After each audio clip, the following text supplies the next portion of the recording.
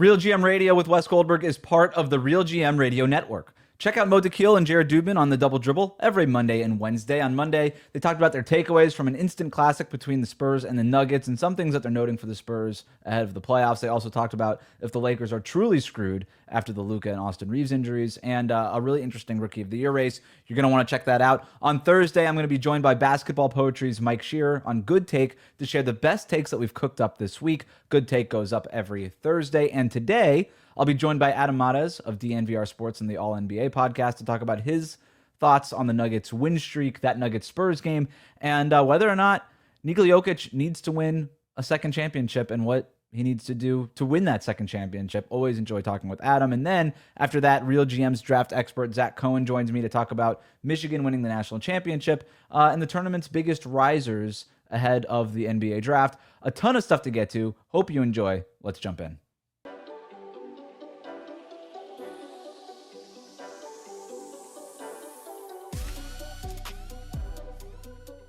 Adam Mares is here. He joins me in the middle of this 9-game win streak for the Denver Nuggets, Adam. Great time to have you back on the show. It's been too long, but look, they beat Portland last night. The big win sort of punctuated the Spurs over the weekend. I want to go back to that Spurs game before we talk about bigger picture Nugget stuff. Like, did that win... Is that the sort of win that a team like Denver needs? Understanding that, Jokic, the experience, this team has won a title before, but like for this season, did you need that win as almost proof of concept of what this team could potentially do? There's no question. 100%. It was the most important game of the year because of that. They really hadn't had a lot of statement wins in the back half of the season. And so you start to think, well, are you going to get to the playoffs without a single one of these games that, tested the metal and you came out on top? And so I think it absolutely was needed. But it's funny because there's 3 games left in the season. Last year, with 3 games left in the season, was when the Nuggets fired Michael Malone and Calvin Booth. It was at this exact moment in time, and it's because Denver was falling apart. And Denver in 3 games was able to get it together and then make a good playoff run, pushing OKC to 7 games. So you look at that and say, how important is it that you have lots of these throughout the year? I'm honestly not convinced it is that important. You would obviously prefer to have it for seeding purposes, but Denver stringing together a 9-game win streak and getting 2 clutch wins. Last night was an important one as well, in my opinion, against the Blazers, who set a franchise record with 25 threes. Denver was able to overcome it and win in overtime. To get those wins at the end of the season to me was like, all right, that's the Nuggets team that can win a championship. We saw it 2 games in a row. We've seen it 9 games in a row in terms of the streak. That's what you needed to see to go in the playoffs, and now I feel like they know who they are and they know what they have to do to win. Yeah, so this 9-game win streak has been really interesting because you got that big win against San Antonio, and I agree. I watched that game, and it goes to overtime. Wemby misses that shot at the end of the 4th quarter, but I was already at that point. I was like, I've kind of already seen everything that I needed to see. Like, I didn't want to play the results too much. Like, if Denver loses that game on a crazy Wemby falling away jumper, it's like, are they materially worse? No, but I did know that they can go toe-to-toe against San Antonio. We know what the Nuggets can do against the Oklahoma City Thunder because we've seen it before. Do you think now that they're on sort of that same tier as OKC and San Antonio, or would you still maybe keep them a tier below? I absolutely think that their top floor is right there with San Antonio and Oklahoma City, and maybe you could maybe as high or higher. And I think that's what's encouraging about Denver. When they have Jamal Murray, Nikola Jokic, and Aaron Gordon, they have a plus 20 net rating on the season. And if you go back years, it tracks that net rating stays the same. You, of course, remember Aaron Gordon's hurt in games 6 and 7 last year against the Thunder, and it really was, tip your hat to Thunder. They win the series. There's nothing to take away from them. But Denver, when they have their guys, they win games. They haven't had them this year, and to get them back together and then to go on this win streak to me is super meaningful. So yes, the thing that's impressive about Oklahoma City in particular, but you could say this of San Antonio as well this season, is the consistency. Denver doesn't have that consistency, and there's no time for them to prove consistency. But their top floor is as high and maybe even higher than all of those teams, and it looks like they're able to tap into that ceiling right now. I had the same feeling. There is no questioning this team's ceiling. And what Aaron Gordon did, especially in that San Antonio game, cannot be overstated. Right? Unbelievable. I made the joke on Twitter. I'm like, did he just make his MVP case in this game? Because he's so important to everything the Denver Nuggets do, not just defensively. We obviously know that, but even offensively, these sort of mind meld lobs that him and Jokic can put together. We talk all the time about the Jokic Murray 2-man game. What has really sort of come on over the last few years is that Jokic Gordon 2-man game, and it reminds me a little bit of like the peak Warriors when Draymond would find Andre Iguodala on those backdoor lobs all the time. And now it's like Jokic to Aaron Gordon on that lob is just money. And when they get these games where they hit that a couple of times, that's when I know, oh, the Nuggets are just operating at a higher level, because that Jokic stuff's always there. The Jokic Murray stuff is pretty much always there. But when Jokic and Gordon are connecting like that, I'm like, oh, they've tapped into like that basketball nirvana stuff that we all love. I think Andre Iguodala is Aaron Gordon's best comp, and it's not because they play similar. They play different roles. They're different body types and archetypes.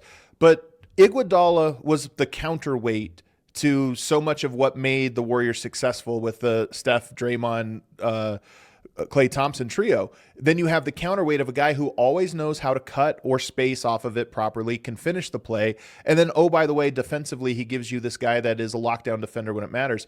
Aaron Gordon was that, as he proved in the Spurs game, locking up, or at least making life really difficult. And I would even say locking up in overtime, locking up Victor Wembanyama. And then, by the way, he can switch out into De'Aaron Fox and shut him down as well in one-on-one coverage. There's not many players in the NBA that can guard both Wemby and De'Aaron Fox. It feels like two completely different skill sets. He's one of the rare guys that can do that. And so for Denver, now you have hope of being able to get stops in the clutch because you have this piece that connects everything. And then on the offensive end, you just see it. Denver's clutch numbers have not been good on either side for most of the season. But with Aaron Gordon out there, the clutch numbers are great. And so it's one of those things where, did Denver lose something about themselves, or was Aaron Gordon just hurt? It's increasingly looking like Aaron Gordon was just out of the lineup or not healthy. But when he's healthy and in the lineup, the Nuggets in the clutch are unstoppable. Last two games, they have outscored by like 25 points the Spurs and Blazers combined in the clutch. They go on these runs where they score every single time, and they get stops at an above-average rate. And when that happens, it really is death lineup-esque, where you can see a 10-point lead evaporate in 3 minutes.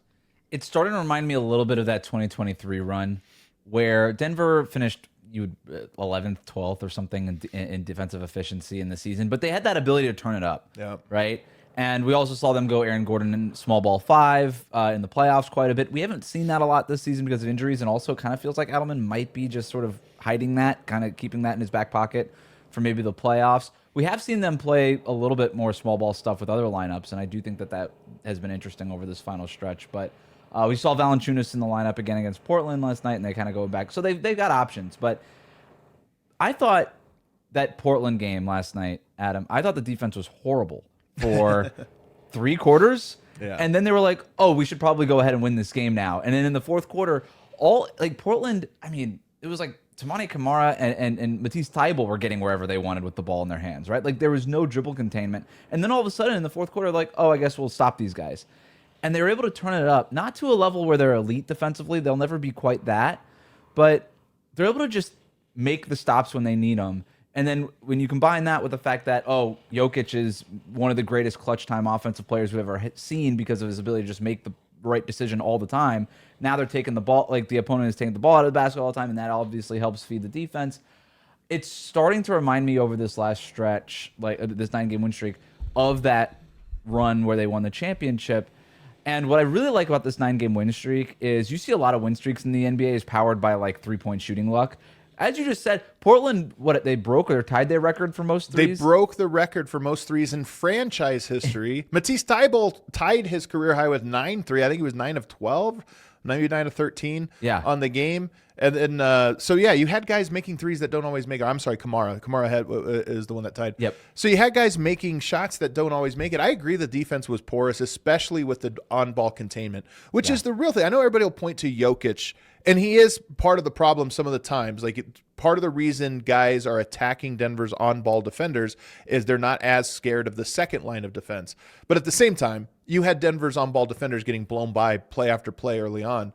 But still, you needed a franchise record of made shots. Even if you say they were open or more open than whatever, you're still forcing the ball into Tybalt's hands. Well, he's knocking them down. You're forcing them into Kamara's hands. He's knocking them down.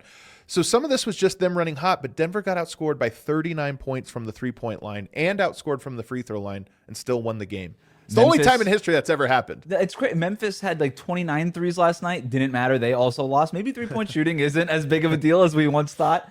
But what I like about this streak is that they can still play those games against opponents that get hot from three and they still win. And a lot of times you see these win streaks across the league kind of come down to three-point shooting luck. You kind of dive into the numbers like, oh, well, New York's, just use an example. I don't know that this actually happened, but like New York's opponents shot 31% from three for 6 games. No wonder the Knicks are on a 6-game win streak, for instance, right? That is not happening with Denver. And their defense actually hasn't even been like that much, like materially that much better during this streak. In other words, the Nuggets are winning games with the Nuggets formula, right? They're doing it the way that they're going to do it. Elite, they're number 1 in offensive rating by a mile during this 9-game win streak. And they're just average defensively. And I think that's actually a good sign for Denver because it shows that this is something that's sustainable. It's not like some weird out of character stretch that they're having. And there's some good wins, not just San Antonio, right? You look, they beat Toronto, they beat Phoenix.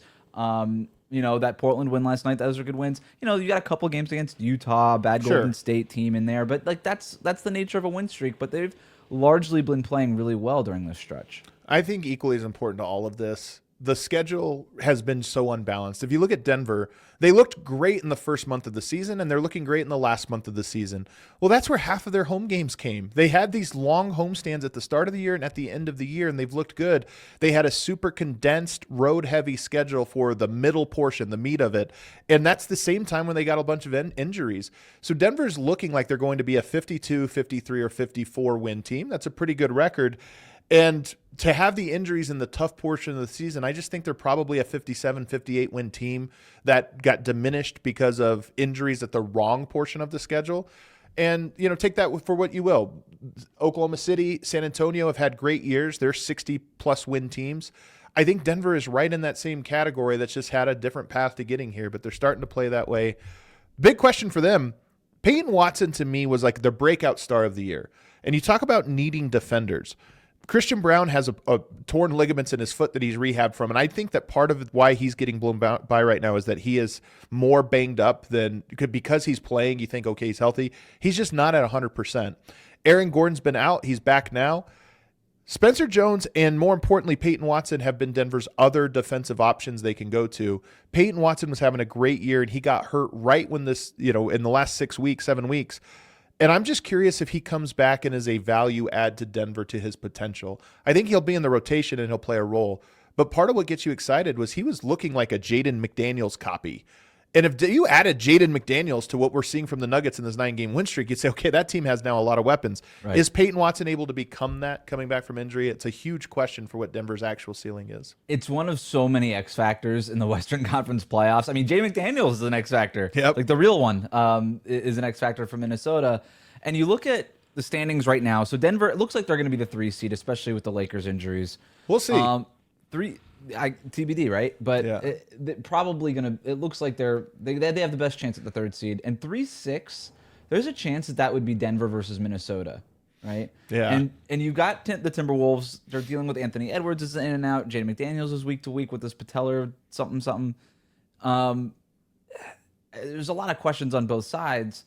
But also, you look at this Timberwolves roster as a roster that was very much built with the idea of competing against Denver. Is there any concern for you about that matchup? Again, all the health things being what they are. I think Denver was ready for this matchup before the injuries to Ant McDaniels.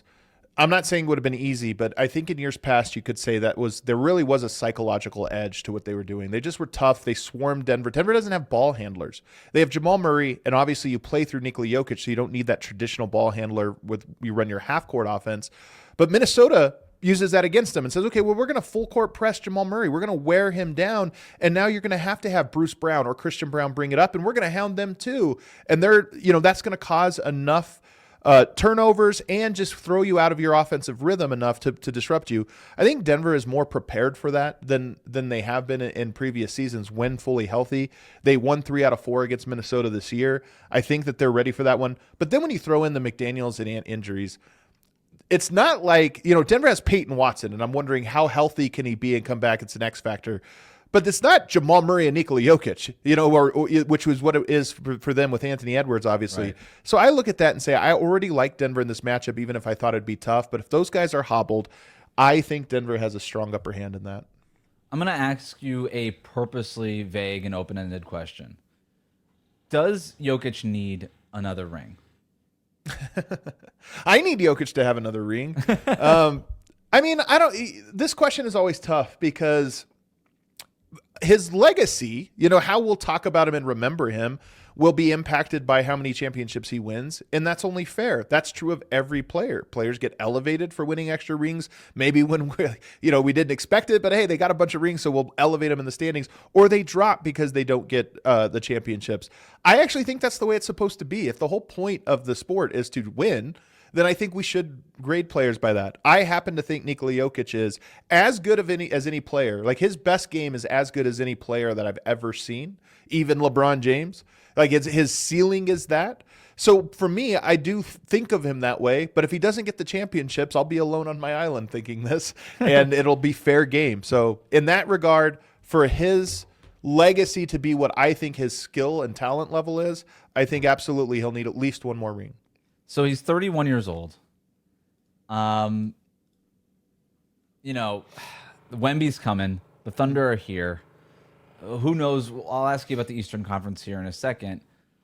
You could make the argument that nobody's under more pressure to win. No single player is under more pressure to win a ring this year than Jokic, just because if you look at what's coming down in the future, and this team is very much constructed with the idea of winning a championship, right? This was the team that they were going to build. And I know that there's some money things involved right now in Denver. Like, are they going to be able to keep even most of this roster intact next year? Because I do think as long as you've got Jokic, you're going to have a chance. But we've seen this before. You need the supporting cast around him. You need the supporting cast around any star player, right? I think maybe a little bit of the Wemby's coming thing is a little overstated. Like, you still have to win the games in the playoffs, winning 4 playoff rounds. We do this all the time with the next thing, and it's proven every single time it's a lot harder than it looks. Give me the guy who gives me a chance every single year, and Jokic is one of those guys. But at the same time, like, the roster's got to be good enough, and there is some interesting things coming down the pike for Denver. Well, first of all, I don't think Jokic feels this pressure in any way, and it is one of the redeeming things about him is that I don't think he thinks about the future, about his legacy, about how he'll be remembered. And that's I think helps him because he just, like, we go out there to compete. I just live day by day. He's very good at being present in that way. I think the other thing is we're really bad at seeing around the corner. And I learned this lesson with LeBron James. 2011, you go to the Miami Heat and you lose and collapse in the finals. And I just remember people saying, like, this is the only thing we'll remember about him when he retires. He's 15 years later and he's still playing. And it's like, there's actually a lot of things we remember about him that we thought that would be like the close to the final chapter. So there's so many twists and turns, and we don't know what a year, 2, 3, 4, 5 years down the line hold. It feels like Wemby and the Spurs are going to be great for a while. It feels like the Thunder are going to be great for a while. But the truth is we don't know how things will unfold. But the last thing I'll say is what got me excited watching Wemby versus Jokic earlier this week was that I don't know. Jokic, the more he plays a player, the more he figures him out and gets an advantage. And that has been true of every player in the NBA, every single one. There's not a single player out there that I think the longer they play each other, the worse Jokic gets against them. Anthony Davis, solved. Rudy Gobert, solved. Like, Jokic plays against guys enough, and it's like he checks it. Wemby is ascending, and I think Wemby defensively, you could make the case that he is like this for Jokic. The more he plays against teams, the more he kind of knows, okay, here's what I do against this one. I think the best case scenario for basketball fans is that Jokic and Wemby have a good 5-6 years ahead of them, where both of them keep figuring things out about each other and pushing each other to a new height. And I could actually see that being the way it goes where, okay, Jokic figured something out about Wemby. He got shots off of him. He got some angles. Wemby might figure something out about Jokic and put some pressure on him in a different way. Going back and forth like that to me would make for a great storyline and a great arc over the next 5 seasons. Yeah, we even got an interesting chess match just in that game, right? Where Wemby isn't defending him and then he is defending him, right? And they kind of have him playing off at first and then they have him one-on-one. And then Jokic wasn't really guarding them because that was mostly Aaron Gordon. But every once in a while they would end up on each other on that end of the floor. But, like, seeing Jokic also just realize I could just sort of bump this guy off his spot whenever he's guarding me one-on-one and get to my shot, and then he hits that incredible turnaround jumper that we all saw in overtime. And the off angle, like Jokic shoots a lot of shots off the right foot, and I've always wondered why he does it. And I think the real reason is that it's just off rhythm. It's you go, people think you're going to take one more step, and then you go up with it. And I think it wasn't just the angle of the release; it was also the release timing, where you'd see a couple plays where Wemby is like ready to block the shot, but just doesn't jump. And I think it's because Yoke's trying out. He expects me to do this, so I'm going to release it a second early. And he just is a rare player that has great touch on rhythm or off. Yeah, it's like a great pitcher, right? It's like as soon as you think I'm gonna throw the fastball, it's the curveball instead. In terms of one champion, not to get too ahead of myself, all right, I'm not gonna say Jokic is a one championship player because we don't know what the rest of his career looks like. But right now he is, or not saying he will be, but right now he is. You could make the argument that he's already the greatest one championship player of all time, right? Oscar Robertson, Jerry West, Dirk. Garnett, you think Moses Malone, Giannis, a contemporary of his, Dr. J. Like, these guys are all one championship, like the most famous one championship players, star players. You can make the argument Jokic is already the best of that group. It is an interesting one to discuss. The thing about championships, I would say, is, how many years did the Denver Nuggets not win a championship when you expected them to? So if you go back to the bubble, 2020, they make it to the conference finals. Nobody expected them to beat the Lakers. They were heavy underdogs. They were up and coming. The next year, 2 years, you lose Jamal Murray. Nobody expected him to win because you're down your second best player. They didn't replace him. They just waited it out. They win in 23. The only year I think you could make the argument was 2024. Mm-hmm. And that team was flawed because you remember they had lost some of their depth and what have you. Jamal Murray was really banged up. They go to a game 7. But that one you could argue like, hey, that was a winnable championship season. I don't think you could argue that for last year. In addition to only having Russell Westbrook as a playable player off your bench, who obviously is a volatile player as well, you had Aaron Gordon banged up and you had Michael Porter Jr. Michael Porter Jr. made 7 total threes in 7 games against the Thunder. He had an injured shooting shoulder. Like he was very banged up. You look at that and say, I don't think you could reasonably say Denver should have won last year. Maybe they could have, but it would have been a miracle upset. They were heavy underdogs. So Denver has had, in my opinion, 2 years where they were in the upper echelon of teams that were contending for it, and they got 1 out of 2. I think you look at it that way. Then you look at other players that, some of the teams, some players have been drafted into great teams that were teams that turned the corner right away. And you could say, hey, they might have had 8 years they could have won it. I just look at it and say opportunity. Denver, it's unfolded where this is a year I think they have a chance if it comes together and they're healthy in the playoffs. I think you could say this would be their 3rd year where they have a realistic shot at winning a title. Yeah, like the flip side of your argument, right, is that Giannis in 2023, after they win the championship a couple years before that, in 2023 they lose to the Miami Heat in the first round. That's the series. Like Jokic doesn't have that series. No, right? He doesn't have that on his resume. Not to make this a Giannis thing, but you look at. To me, 2022 is the one that got away, and again, it's not Denver's fault. But if that Jamal Murray injury, we might look back years and years and years from now and be like, what if that didn't happen? Like, how many more championships do those two get? I feel like at least one. I feel like if Murray doesn't get hurt, they win in 2022. And then who knows what happens? Like, I know they dramatically changed the roster in between that and all that kind of stuff. But the injury to Jamal in 2021, which cost him 2 years, it would be akin to an injury to like J-Dub last year, for the Thunder, where it was like it's the first year you actually they could win it. And to get hurt and cost 2 years. So imagine if the Thunder were hopeless last year and this year, and next year was the first chance for them to actually have their team healthy. It's like, yeah, that cuts into a portion of the window where you felt like it was go time. And by the way, it was go time in part because their good players hadn't quite hit their big contracts yet. So they had depth to fill around it. Murray is out. By the time he comes back in, you have 3 max contracts on the roster and no money to spend around the periphery. And so you're kind of limited on your depth. Yeah, you wonder if they had won somehow a championship before Murray got hurt, if they would have said, oh, well, we already have proof of concept. We know we can win. Let's go ahead and replace Jamal Murray for a couple of years. Let's get let's kind of overspend on something here just so that we can keep this run going. But to your point, like they hadn't won quite yet, but it felt like we all saw it. I was actually in the building when Murray got hurt against the Warriors. I was covering the Golden State Warriors at that time. I remember at the time being like, oh, this is a really big deal. because we were already looking at Denver as that team that had a chance, even if Yeah. we didn't look at him quite the same way that we looked at him now. And by the way, people forget Michael Porter was also hurt that year, so Yes. it wasn't just Jamal Murray. It was also Michael Porter, your third Everybody leading. got You're down your second and third leading scorer basically for 2 seasons. More last question, I'll get you out of here. More likely to win the title this year, Denver or anyone from the East? Anyone from the East, in part because I think the path is easier, and I think the Boston Celtics might just be better than Denver outright. I mean, they've looked fantastic. They're my favorites to win the East. There will be tough challenges in there, but I think the challenges will be less than whatever it is that the West will have to go through. So I will say the Boston Celtics, but if you were to swap Denver and Boston, I would then say Denver coming out of the East would be easier than what Boston has to do. Adam Mares does great work over at DNVR Sports. Also, check out the All NBA podcast. It's a must listen to. Adam, thanks so much. You're one of our favorites here. Thanks, brother. Appreciate it. Zach Cohen is here. He covers the NBA draft at RealGM.com. I want to start with last night's national title game. Michigan, they end up being the champions, but I thought UConn, perfect game plan in that one. They slowed the pace down, long possessions, really tried to kind of get that game in the mud, but Michigan, at the end of the day, they had more talent. They also made their threes. Among the talented guys on Michigan, Yaxel Lendeborg. Did I get that? I think I got that. Lendeborg, yeah. Lendeborg.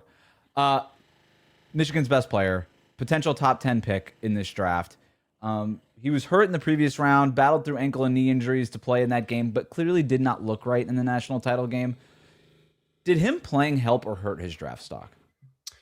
I'm of the belief that you're really not changing your draft stock much in the NCAA tournament. I know that that's not what people want to hear. I think that people like the idea of people playing their way into the lottery at the most important time of the season. But I do think that Lendeborg's not going to be dinged for playing through an injury. If anything, I think that it shows some toughness that he was willing to gut it out on 1 day rest. I think that looked like a pretty significant injury that he dealt with on Saturday, and I thought that he looked a lot slower and hampered by that injury, and then coming back out and just playing on Monday, I thought was nice to see. But yeah, a player that I really do enjoy watching, and I think he's going to be a high-level role player in the NBA.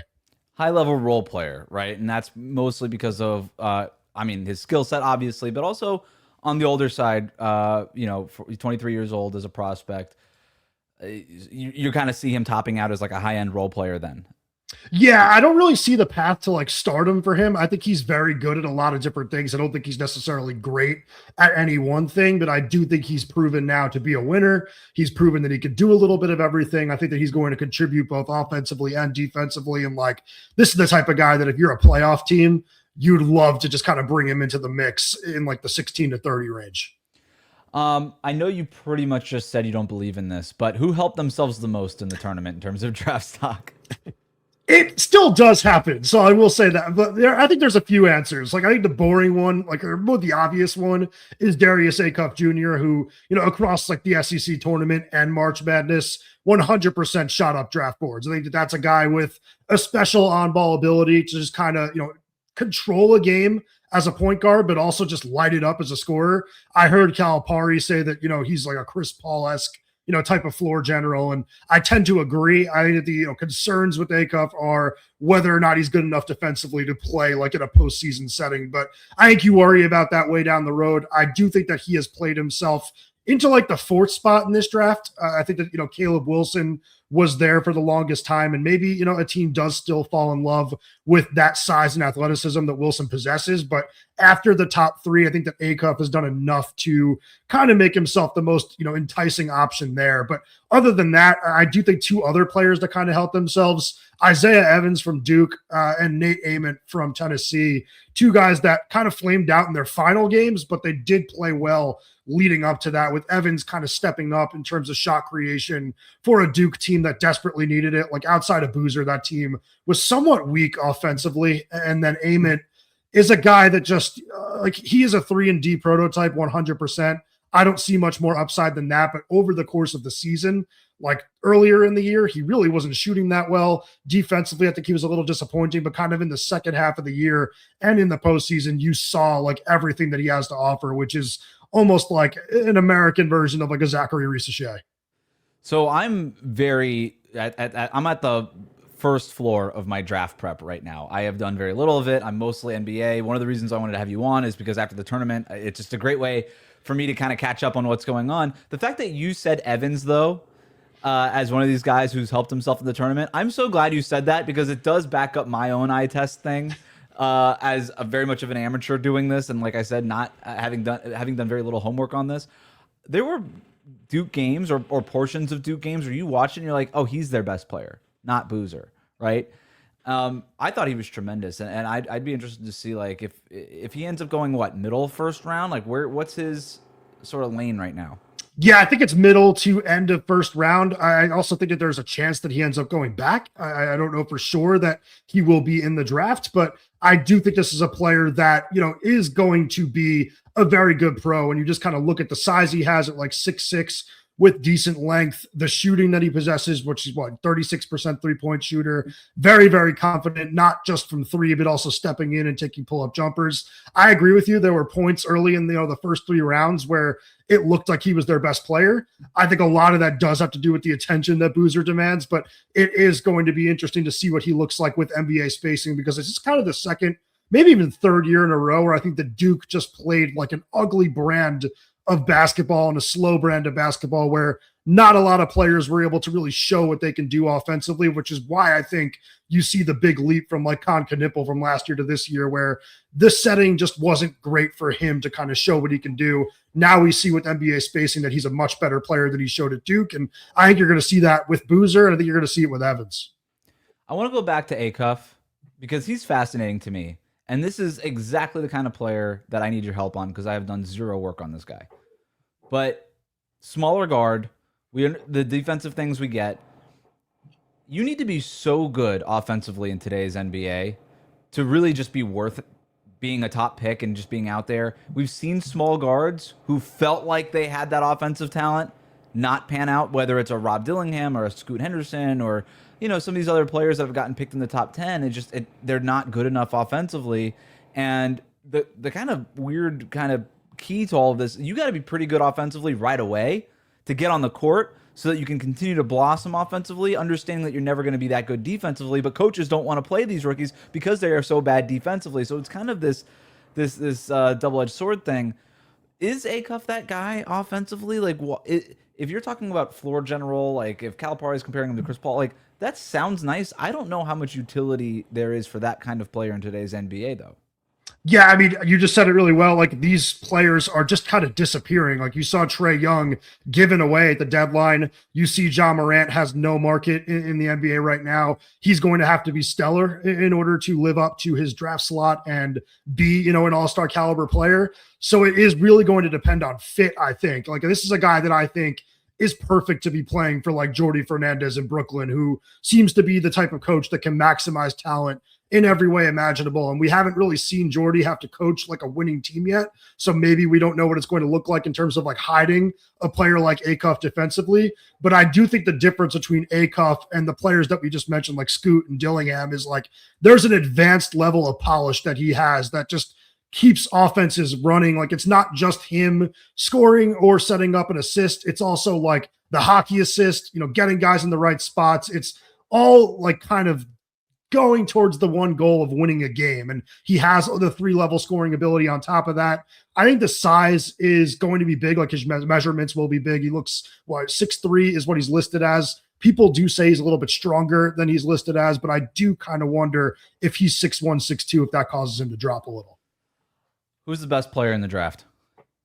I think it's Boozer. I think that like there's so much out there in terms of negativity with Boozer and people just saying he's a bully ball player, but I think that really undersells some of his perimeter skills already. Like, this is a guy that really can knock down threes, even though the form isn't maybe the greatest looking, but also just an elite passer, high feel guy. I think that those types of players have proven to be very translatable in the NBA. And I think that I keep seeing people like compare him to Kevin Love in an almost negative way. But if Kevin Love is the number 1 pick in this draft, you're pretty damn happy about grabbing him at number 1. So I think Boozer is going to be the best player in this draft, but I do think it's close enough amongst the top 3 that like I can understand a team drafting based on need and fit. I think that those 3 players are all phenomenal. All right, we're going to do a tankathon spin really quick. Utah ends up with the number 1 pick. Who should they take? They will take Tabonsa. I feel like this whole state of Utah has like invested in his whole life. So I think that they will take Devonta if he is there. I think it would make sense. You just give yourself this massive front line of Devonta, Markkanen, Jaren Jackson Jr., playing Ace Bailey at the 2, and all of a sudden you're like the biggest team in the league and one of the most interesting teams in the league. So I would love to see Devonta with the Jazz. I just did another spin. Sacramento has the number 1 pick. Who should they take? That is a team where I'd be looking at Boozer. I think that they could really use a hit right away and somebody that can play immediately. I'm a little bit nervous that Sacramento will go A-Cuff and he would end up being the worst version of himself, because I do think that team has just been open about wanting to address the point guard situation, which they have completely fumbled in the last 5 to 7 years. But yeah, I think that Boozer would be good there. I agree. One more spin. Atlanta shot up 9 spots. Who should they take number 1? See, this is the one where I actually think that Peterson might make some sense, because you just let Trae Young go out the door. I do think Peterson has a pretty high floor. I just think the question is whether or not the upside we saw in high school is still there, because to set the tone with Peterson, for people that didn't really watch him at all this season, this is a guy that was such an explosive, downhill driver and athlete in high school. And then he got to college and all of that went away and he became really a jump shooter, off-ball mover, movement shooter type. And there were still some flashes of on-ball excellence, but he should probably be playing the point guard spot in the NBA or a combo guard situation. But it's just so different from what we saw in high school and what we saw as a freshman that you just have no idea what you're going to get out of him. But even if you're getting that shooter and scorer that you saw at Kansas, I still think you're getting a very high-level player. So if I'm Atlanta and I think I need more help at the guard spot, I think that's where I go with Peterson. This is one of those examples of my lack of draft prep, because I have watched zero Darren Peterson high school tape. And so I watched Kansas and I'm like, this is a guy who's kind of being forced into this not forced. This guy's a guy who's kind of playing a 3-and-D type of role. And you look at his length and everything, he should probably be a pretty good defender. I don't know that that's his calling card, but his athleticism is obvious. The fact that he was playing sort of more of a spot up role. A lot has been focused in terms of Darren Peterson. A lot of the focus has been on, why is this guy sitting out games with various injuries? Does he really have that extra it factor? All these things. But you just brought up to me the most interesting question. Why on earth, if this guy was this explosive with the ball in his hands in high school, and every draft expert that you talk to, anybody that has paid any attention to this draft says, look at the high school tape with Darren Peterson, look at the high school tape with him, and you're going to change your mind about Darren Peterson as a player. Why on earth is Bill Self playing him in this role instead of being on the ball? Is that being asked? It's a huge mystery. I mean, I just think that maybe there's something happening behind the scenes where this guy just is not willing to push his body the way that he did in high school. Maybe he's trying to steer himself somewhere to one of the teams in the lottery. I really don't know. It was just kind of shocking to see the difference in athleticism and just the eye test of who this person was in high school and who he was in college. There's really no answer for it that I've heard that's good. I've seen the articles now, talking about how he had full body cramps early in the year. That kind of played with his mind as the season progressed. So maybe it was that. Maybe he was just a little bit nervous about pushing himself, but it will be interesting to see what the NBA version of him looks like, because the upside is still super high if he's going to be someone you roll the ball out to and hope that athleticism comes back. The elevator pitch for him, coming out of high school, was Westbrook with the jumper. That's pretty good. Yeah. I mean, like I said, the athleticism does stand out no matter what. Fair to say, based on our conversation, correct me if I'm wrong, your top 3 would be in order: Booza, Debanza, Peterson? Yes, that would be my order. I think that Peterson has a little bit more upside than Debanza, but I do think that would be my top 3. Debanza's best comp is who? Oh, that's a little bit tough. It's a smaller Julius Randle is what I've seen a lot of people say, but that doesn't sound great. So I don't really want to do it. Maybe a little bit of Jaylen Brown in there.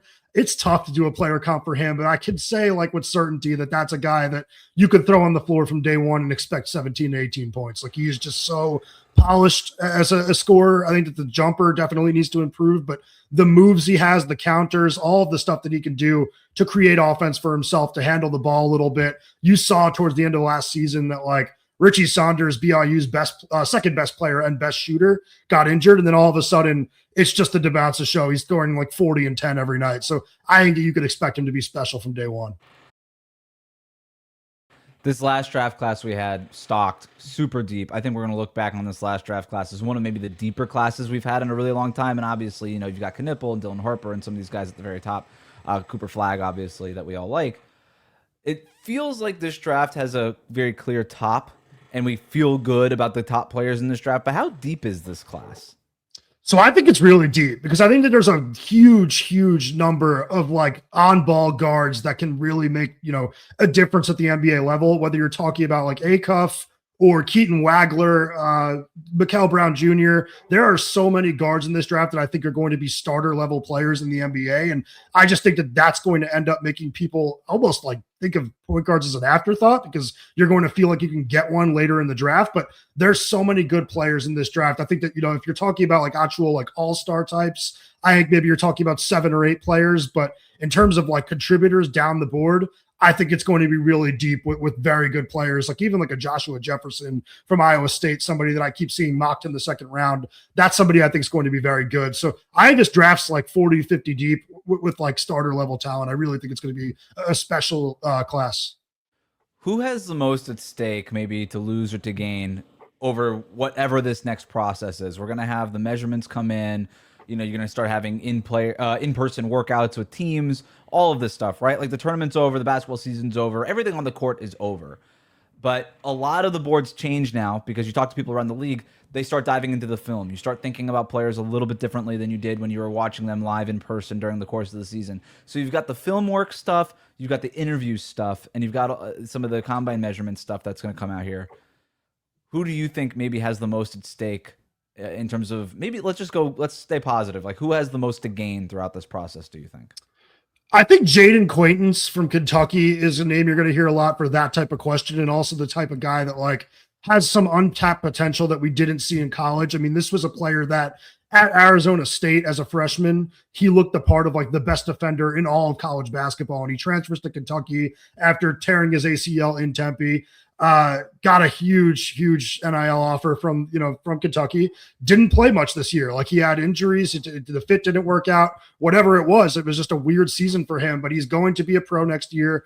This is a guy that I do think could be just a highly impactful defender that can defend 1 through 5. I've seen some people say like to get him under like Draymond Green and Golden State would be like the perfect situation for him because he could kind of develop somewhat slowly while picking, that brain. But that is a good comp for him defensively. Like he really is special in terms of defending the rim and being switchable on the perimeter, but offensively leaves quite a bit to be desired. He's really more of a rim runner, not much of a shooter, not a great free throw shooter. So he's going to have to prove himself in workouts. Have you started doing your player comps yet? I haven't done too many player props. I could give you some for some players if you want to throw some at me. I asked you because did you come up with one yet that you love? You're like, oh, this is the perfect player comp. I feel really good that I kind of had this pull. I think that like Keaton Wagler is like an SGA that can't play defense. It's like, SGA is just a special talent, and it's so hard to even compare him. But like offensively, you watch the two of them, and it's very, very similar.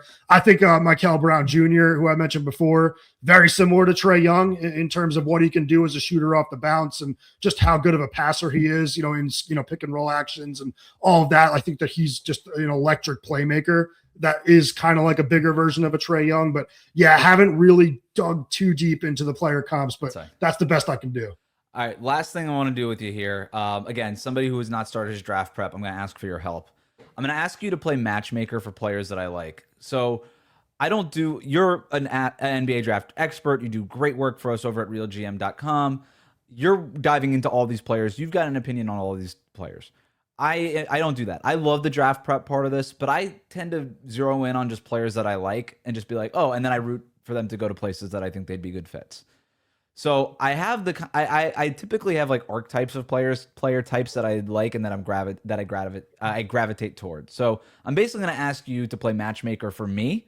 And these are some of the archetypes and traits that I look for in players during draft prep. And I'm basically going to ask you to steer me in the right direction. So when I say I love the most competitive player in the draft, what's the name that you think of? Man, I think Kingston Flemings might be the one that comes up, the Houston guard, who I think if there's going to be a guard that ends up outperforming the others in that loaded kind of point guard spot, it's going to be him, because I think the way that he competes as a defender on the ball, the way that he just is poised offensively and contributes to winning basketball. I mean, playing as a freshman for, for that team, Kelvin Sampson, is just very difficult. And to do it at the level he did it at was very, very impressive. So I think that's a player that really does have a lot of edge to him. And I think he's going to be really, really good right from day one. I think this is a guy that like has Drew Holiday potential in the NBA. Love that. Player with question marks that are obvious, but the analytics love. And I'm going to give you an example of what I mean by this. Like Reed Shepherd, for instance, was this analytics darling coming out of Kentucky a couple of years ago. But the obvious flaw was that he's small, right? Or you think about Tyrese Halliburton. Everybody loved his analytics coming out of Iowa State, said he was one of the best players in this draft, but you're like, he shoots kind of weird. We don't really know what position he is. So there's some obvious questions there. Turns out that Halliburton's awesome, and I think Reed Shepherd is pretty awesome too, but, jury's still out, I guess, on him. Who is like that? With obvious questions, but the analytics just love this player. I think it's Bennett Sturts from Iowa, and I already wrote this up over at RealGM, but like you look at him play and you think it's like a slow point guard that can really only shoot off the dribble, but you kind of dive into the film and you see that he is actually really crafty with kind of getting to his, jumpers in the paint, getting to the basket, and all of the analytics do say that he is like an elite 2-point scorer, even though he looks the part of just kind of a pull-up 3-point shooter. It's going to be kind of questionable whether or not he could defend at the next level, whether or not he's going to be able to create against faster guards, because he does look very, very slow, but he's found ways to kind of do it at every level. And I do think that there's a chance that he ends up being one of the better guards in this draft as well. I keep seeing like the group of guards that you're going to hear at the top of the draft is like Acuff, Flemings, LeBaron Philon from Alabama, these guys, and Keaton Wagler. But I do think Sturts is kind of right in that group. If you just kind of look through the numbers, what he did at Iowa last year, this is a guy that looks a lot better. Sorry, plays a lot better than he looks. Player whose skill level hasn't caught up to his confidence level yet. I'd say like Elijah Arenas from USC, who is, Gilbert's son, had a really weird freshman season where obviously he got into like a car wreck, had a really ugly, start to the year there, ended up getting injured. And you kind of look back on the season and he averaged like 15 points per game on like sub 35% shooting. Like he was pretty terrible, but he's a 6'6" guard that can handle the ball, that can score. He's very athletic. I'm not sure what he's going to do in terms of actually staying in the draft or going somewhere else, maybe if he transfers. But I do think this is a player that has the potential to be very good. I think he believes he's one of the best players in the draft and just wasn't able to show it at USC, which, by the way, not the first time that we've had that, like looking back to Isaiah Collier and even Bronny James. We're going to call this one the Derek Queen test. The big man with skill that I should be paying attention to. Oh, man, I love Derek Queen. But let's say Hans Steinbach from Washington, like a 6'10", just elite rebounder that has good touch around the basket. Not a good like 3-point shooter yet, but has a nice looking jumper. But the rebounding is just as good as it gets. And I do think he's going to kind of win some people over once they really start diving into the film. And it's a player that definitely has some flaws, but it's just like so valuable what he brings to the glass, the way that he's going to be able to gobble up boards in the NBA. And then when you combine that with his touch and his ability to finish, I think he's going to be a starter simply because of how good he is there. I'm writing all of these down. I can't wait to dive into the film on these guys. Last one. This is the end of lottery player with the most upside. And I also want to frame it as this, like, let's go 5-6 years from now. We're talking about second contracts for all these guys. And you're like, wow, I should have saw that guy getting a max deal. But somebody end a lottery outside the top 10. Yeah, I just mentioned it before in that group of guards, and like I feel like people really don't throw him in that top group, but I do. But LeBaron Philon from Alabama, I think he's left out of that conversation because he's a year older than the freshman. Like he's a sophomore. He went back to Alabama to kind of round out his game, but I don't know, like the numbers really kind of speak for themselves. Like he averaged 22 and 5 this year on like 50, 40, 80 shooting splits. He was like the head of the snake for what might have been the best offense in college basketball. And you look even to the tournament and he had 35 points in the loss to Michigan, a Michigan team that we saw was excellent defensively on its way to winning the title. So that's a player that I think is just electric when it comes to creating off the dribble, setting up either for himself or his teammates, and a good shooter too. So I'm just a little confused about why he's not there, because I know that there's, the bias towards smaller guards, but he's 6'4". I think that's kind of where it gets a little bit easier to kind of impact games. And I just think just in terms of just shot creation and, being an engine for an offense, there's a really good chance that he ends up being a good one. Zach Cohen does great work at RealGM.com. Thanks for jumping on, man. Thank you.